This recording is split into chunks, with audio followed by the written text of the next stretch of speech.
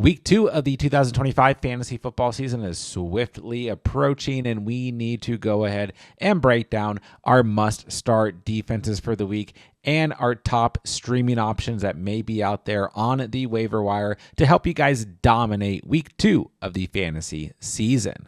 All right, so let's very quickly kind of break down the schedule, go over some of the teams that you won't see in today's video, starting with Thursday Night Football, Commanders at Packers. The Commanders did have 10 fantasy points against Russell Wilson and company in Week 1, but here in Week 2, they will travel to face the Packers. I just don't want to risk it. I don't see a lot of upside here. Worried about a floor even, and I avoid defensive teams on short weeks on Thursday Night Football, so I will stay away from the Commanders this week. The Packers still a popular name, even going up against the Lions in Week 1, sitting at 49% rostered. I don't want to play them once again on a short week against the Commanders and Jaden Daniels. I think maybe there's a floor here. I do think that they're worth rostering because they're going to face Joe Flacco, then Dak Prescott in weeks 3 and 4 before hitting that early bye week. And then they do face Cincinnati in week 6, but then they're going to get Kyler Murray, Aaron Rodgers, Bryce Young in the following weeks. They have a pretty good overall strength of schedule. So they're still, a team that I think is worth rostering, but I don't want to start them in week 1. Then moving into Sunday, we'll have the Giants at the Cowboys. And, once again, the Giants gave up 10 fantasy points to the Washington Commanders, but don't overthink this one. We don't need to start the Dallas Cowboys. That defense looked atrocious. Absolutely atrocious. They're not going to be a streaming option for me in week 2, and neither are the Giants for that matter. Now, if you own the Steelers, we'll have the Seahawks traveling to face the Steelers, who sit at 98% rostered. They gave you a whopping 2 fantasy points in week 1. You're probably not very happy. It's a much better opportunity against Sam Darnold here in week 2. So if you want to roll with the Steelers, I think that you will be fine. On the other side, I'm not starting the Seahawks against the Steelers just because I don't think it's good by any measure. They did have 7 fantasy points in week 1, but I don't know. Aaron Rodgers looking pretty dang good. Then moving along here, Bills at Jets. I'm recording this before Sunday Night Football. The Jets offense looked very, very good in week 1 as well. And I think the Bills are going to be a team that will have a safe floor at times, but I just don't really see any upside for starting either of the defenses in this matchup between the Bills and the Jets. Patriots, Dolphins is intriguing because the Dolphins looked like the absolute worst team in the entirety of the NFL in week 1, but I didn't like the Patriots in week 1 against the Raiders. I just don't trust this defense. I'm not trusting them in week 2, but we'll find out, I guess, if we are going to start streaming against the Dolphins on a regular basis. Maybe the Patriots could be okay.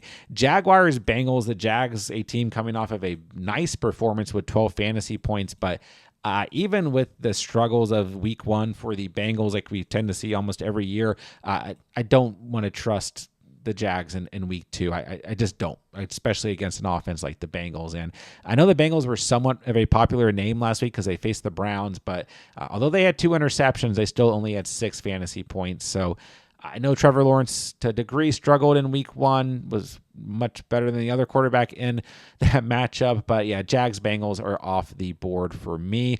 The Browns, Ravens. The Ravens are very highly rostered. You hopefully didn't start them in week 1 as they're facing the Bills. Once again, I'm recording this before that game, but I'm going to assume they weren't a great start in week 1. But in week 2, Joe Flacco still threw 2 interceptions in week 1. So if you want to roll with the Ravens, I think that they will probably give you, at the very worst, a good floor in week 2. Bears, Lions. Once again, this is being recorded before Monday Night Football. Maybe there's an opportunity for the Bears here, depending on how they play in Monday Night Football, but I'm probably just staying away from this matchup. We will break down the Broncos, but I do want to mention the Colts are kind of interesting. They don't make the video. They're sitting at 2% roster. They had 14 fantasy points against the Dolphins, and Bo Nix had 2 interceptions this past week, so extremely low-end, potential risky streaming option, maybe, but I think that the Broncos will bounce back a bit in week 2, and I don't know if this week 1 magic of the Colts is necessarily going to last. Eagles, Chiefs, this is a matchup with 2 good defenses that you didn't hear me talk about last week because they were both in matchups last week facing two good offenses, and that's the case here in week 2. So I'm staying away from both the Eagles and the Chiefs in week 2. Maybe there's a floor. We'll find out. Falcons, Vikings, probably just going to stay away from this one as well. The Vikings are a defense where the system allows them to always kind of have an okay floor in fantasy, but I'm probably just staying away here. The Falcons looked pretty good in week 1. Bucks, Texans. I mean, both these offenses were pretty disappointing in week 1. I just don't see any real upside from a defensive special teams slot when it comes to this matchup. So I'm probably going to avoid this one as well. But let's hop into our actual must-start defenses and streams here for week 2. And if we learned anything in week 2, it's that we absolutely cannot stream defenses against Danny Dimes, or can we? I think we still can in week 2. And Daniel Jones, you got to hand it to him, possibly the MVP of the entirety of week 1, 29.4 fantasy points, 7 drives in this game for Daniel Jones. The Colts scored on every single drive. I guess that was a statistic that NFL Red Zone found. No other quarterback has ever done that. 7 straight drives, 7 straight touchdowns, and no single drive in that game without a score for the Colts. So yes, we do need to hand it to Daniel Jones, but I still think ultimately the Broncos here in week 2 on the road even are still going to be a very, very good defense. So don't overthink this one. We still saw 16 fantasy points out of a Broncos defense that felt like at times it was almost struggling in this matchup against a rookie quarterback in Cam Ward, but ultimately they only allowed 12 total points. They had 6 sacks, 2 forced fumbles, 2 fumble recoveries, and ultimately only allowed 133 total yards. So this was a messy game on both sides, but ultimately don't overthink this one. I only included them, in the actual breakdown here because maybe somewhere there's a narrative out there that you should stay away from the Broncos this week because Daniel Jones played so well this past week. And I'm not saying that there won't be more weeks where Daniel Jones is successful this year, but here in week 2, I am starting the Broncos defense if I own them with extreme confidence. One of the top overall defenses in fantasy football in week 1. I think that they will be a lock for double digits once again in week 2 against Danny Dimes and the Colts. Next up, let's talk about the LA Rams coming in with 12 fantasy points in week 1 against the Houston Texans. They sit at just 24% rostered at the time I am recording this, and they will be on the road this week to face Cam Ward and company in his second NFL start. But the Rams defense looked pretty fierce in week 1 against the Texans. Only allowed 9 total points in this game, had 3 sacks, a forced fumble, and a fumble recovery, an interception, and only allowed 265 total yards, 12 fantasy points on the dot for them.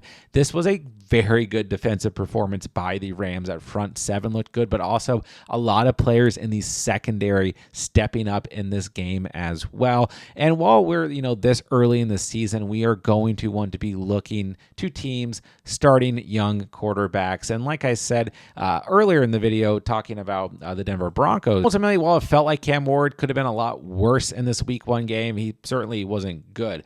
12 of 28, 112 passing yards, and a lost fumble. I guess it was nice to see no interceptions against that Broncos secondary. But once again, here in week 2, I think that this is a really good spot for the Rams. This is another, kind of opportunity where they can be able to get after the quarterback on a regular basis, bring a lot of pressure, and probably cause some turnovers in this game as well. And they are pretty lowly rostered overall. So this is going to be probably my top streaming candidate for the week because the likelihood of you guys being able to go to the waiver wire and pick them up is pretty high. So if they're out there, a lot of upside, but also a pretty safe floor moving forward. So I like the Rams a lot here as we approach week 2. Next up, let's talk about the San Francisco 49ers traveling to face the New Orleans Saints. This was a defense that really impressed me in week 1. They had a lot of issues last year stopping the run. We knew they were going up against a Clint Kubiak run-first system, the Seattle Seahawks this year. Robert Saleh back, and they made a lot of movements in the offseason to potentially help out that defensive line in terms of stopping the run. And they looked pretty dang good overall. Only allowed 13 total points, 1 sack, 2 forced fumbles, 2 fumble recoveries, 227 total yards allowed, and 11 fantasy points on the dot. And they sit at 59% rostered, so a little bit higher, but they are still potentially out there on the waivers for you guys. And they get the Saints. I know it's on the road here, and don't get me wrong, I mean, Spencer Rattler was maybe a little bit better than advertised in week 1. No interceptions, no fumbles for Rattler. Threw the football 46 total times against Arizona, so 27 of 46, 214 total passing yards, and 29 yards on the ground for Rattler. And ultimately, I mean, at least put this team in position to win in week 1, just did not pull through, or at least was in position to tie the game, right? But nonetheless, I still like the Niners a lot here. Nice upside against a young quarterback who only has so many offensive weapons around him. So the Niners, a lot of upside, might be out there on the waivers for you guys, and definitely impressive in week 1. Next up, let's take a look at the LA Chargers, who sit at just 5% rostered. Not a great week 1 for them whatsoever. Just 2 fantasy points, 2 sacks. Nothing really else to report here. They allowed 21 total points against the Chiefs and 347 total passing yards. They weren't on the radar last week whatsoever because we knew they were facing the Chiefs, but we know here in week 2, a bit of a better matchup on Monday Night Football against the Raiders, who didn't look, awful or anything in week 1, but we did see an interception out of Geno Smith, so I think that there's some capacity for potential turnover here. I still think that ultimately it's just a good Chargers defense. They're just going to be a bit spotty throughout the year, but they will have some performances where they do give us some safe floors and have some potential upside. So, I think this is a kind of a safe floor week on Monday Night Football on the road against the Raiders.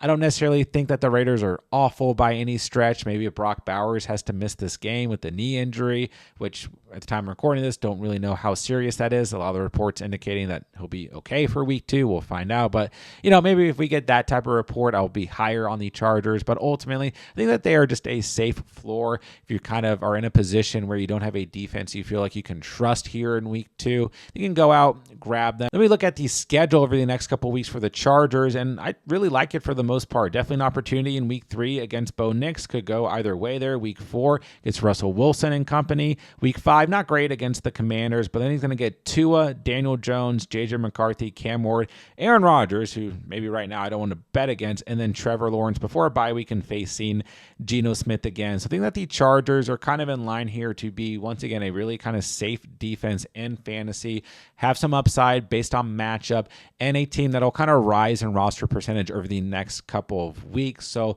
they're out there and you got nothing better. I think they are startable here in week 2. All right, next up, I have my most disappointing defense of week 1. That's the Arizona Cardinals, who will be hosting the Carolina Panthers at home in week 2. Sitting at 65% rostered because they had a great matchup in theory in week 1 against Spencer Rattler and the Saints, who we kind of touched on earlier. Only came away with 5 total fantasy points, giving up 13 total points in this game and just 1 sack. No turnovers in this game. So definitely disappointing, but I think that they do have some opportunity once again here in week 2, as we saw Bryce Young really struggle in week 1, ultimately throwing 2 total interceptions and having a lost fumble. So the turnover potential when it comes to Bryce Young is apparently still on the table. So if you own the Cardinals and there's nothing better out there on waivers, don't feel like you have to drop the Cardinals because they were disappointing in week 1. They can definitely string together a good fantasy performance in week 2 against Bryce Young and company.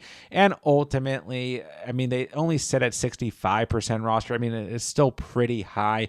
But once again, if you're in trouble, and you might be seeing some teams out there drop the Cardinals. And this is once again a team that has upside against a quarterback who just had 3 turnovers in week 1 against a much poorer defense in the Jacksonville Jaguars. So the Cardinals are out there. I think they're still startable in week 2. And if they get dropped and you got nothing better, once again, still very startable as we approach week 2. Last but not least, if you need kind of a desperation streaming option, I would maybe take a look at the Titans, who will travel to face the Rams. I mean, in week 1, they made that matchup against the Broncos a lot closer than it needed to be. Only gave up 20 total points, had a sack, a forced fumble recovery, 2 interceptions against Bo Nix, and the Broncos coming away with 9 fantasy points, and they sit at just 2% rostered. I mean, they looked at times pretty steep in this game, right? And then you look to week 1. I mean, Matthew Stafford wasn't awful by any stretch. He threw a touchdown against